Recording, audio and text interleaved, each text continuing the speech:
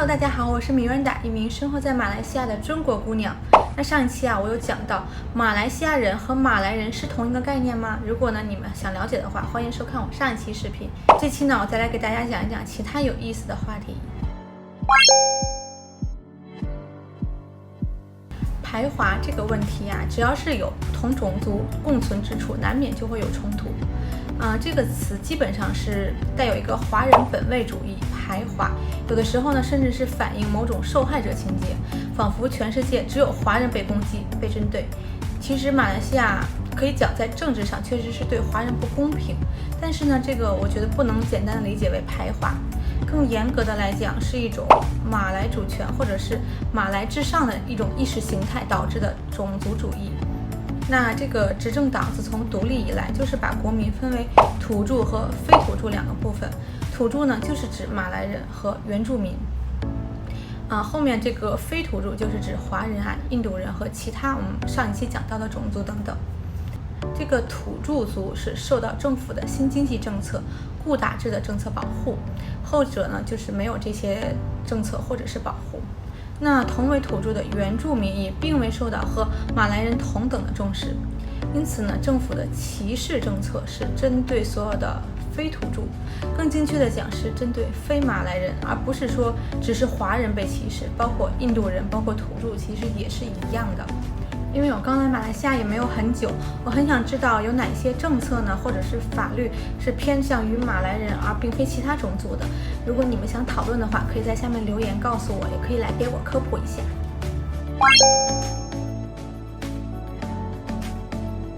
至于一些诉诸暴力的种族冲突，比如像5·13事件之后，也并非没有，但是规模却没有那么大，而且也不仅是限于华人和马来人之间，这些同样都是种族主义的恶果。此外，很多人认为大马排华其中的一个原因是将东南亚看成了一个有规模的整体，它根本其实分不清东南亚这些国家有什么差异，所以常常是把其他国家的事情然后联系到解读到另一个国家。比如像印尼这个黑色5月，很多人就觉得印尼排华，那马来西亚肯定也是排华，就因为他们觉得地理位置上这个东南亚是一个整体，或者是把不同国家华人攻击的事件连接在一起，所以就塑造出一种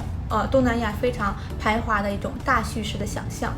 那将种族主义简单的理解为排华，其实是我刚才讲过典型的华人本位的思维，而忽略了其他的族裔，比如像印裔也是同样受到了这个种族主义的害处。那这几年马来西亚选举的舞弊事件是引起了很多国外媒体的这个关注和报道。在 YouTube 上一些相关影片的下面，就是可以看到一些华人或者是中国人留言说，马来西亚人华人好可怜怎么的。这个我觉得就是典型的华人本位的理解。那我想问一下，马来西亚这种选举舞弊的事件跟当地的华人处境有什么直接的关联吗？难道马来人、原住民、印度选民不也是受害者之一吗？那这样的思维就会引发其他人踏入下一个常见的误区。华人对抗马来人，这个是很多外国人在认识马来西亚的时候常常掉入的一个框架，就是把所有问题和冲突就是简单的理解为华人和马来人的对立。特别是在观察这个当地政治的时候，常常就觉得执政党和这个对抗党的反抗就是马来人和华人张力的延伸，然后做出党同法异的理解。不出意外的是很多外国的媒体在报道马来西亚这个政治结构还有社会脉络的时候，就是简单的理解为华人、马来人这种二元对立的关系。那其实马来西亚并不只是有这两种民族，似乎还是很少有人知道大马还有华裔的存在，而且知道有原住民的其实更少。这个其中一个原因就是一个单一文化族裔的想象，认为这个是马来人的国家，很少意识到华人或者其他种族的存在，觉得他们是一个外来者。那其实马来西亚并不只是这两种民族，似乎还有很少人知道有马来西亚这个印裔的存在，更少有人知道是有原住民的存在。这个其中一个很固有的原因就是出于单一民族的想象，觉得这就是马来人的国家，那其他的种族都是外来者，其实不是这个样子的。上期我有详细的讲过，大家可以去看一看。实际上，这个3个主要的民族之间存在着冲突合作的很复杂的关系。在政治上国盟是从一开始就以3大民族作为一个主体，三者同时存在这个竞争合作关系。但是面对在野党的时候是一致对外的。那在野党阵营也没有所谓的华人政党。原先以华人为多数的民主行动党呢，现在早就有印度裔的党员，近些来呢更陆续有马来人去入党。此外呢，还有伊斯兰党啊、诚信党、公正党，这些都是以马来人占大多数的在野政党。而且在野党近些年的这些政治斗争，并不是纠缠于种族问题，而是格局更大的社会议题。如果真的是用二分的结构来看的话，应该是土著和非土著之间这样的一个关系是比较客观，还有符合事实的。根据马来西亚的官方数据，据马来西亚统计局2018年的人口数据显示，马来西亚的华人一共是668.55万，占全国人口的20.64%。那许多出生在华人家庭的马来西亚华人，从小就处于讲中文的环境之中，因此呢，大部分马来西亚华人的母语不是马来语及英语，而是华语。在亚洲，除了大陆、台湾、香港之外，具有完整中文教育体系的就只有马来西亚的华文教育了。可是，在马来西亚最大的区别是，华人为了要保留自己的根不受破坏，都有一种信念：再穷不能穷教育。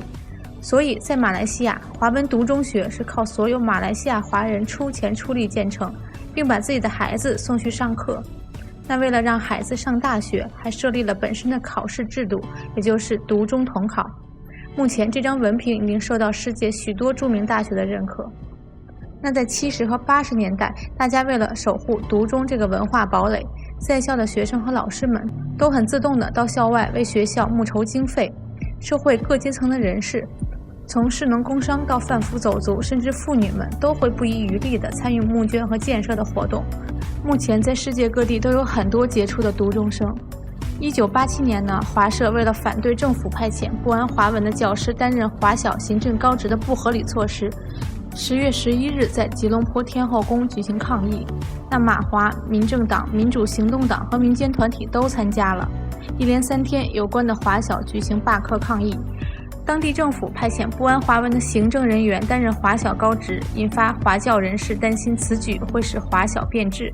也正因为如此，而让当时的政府采取高压手段茅草行动，不经审判逮捕多名华教领袖，其中的一名领袖就是沈木鱼老先生，当时已经70多岁。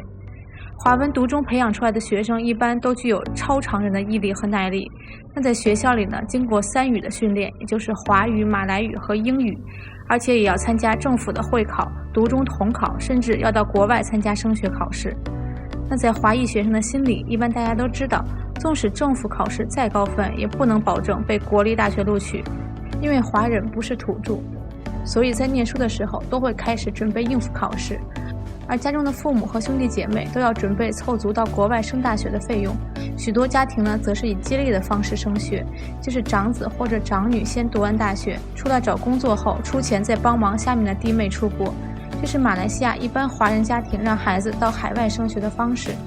由于得来不易，大家都非常珍惜，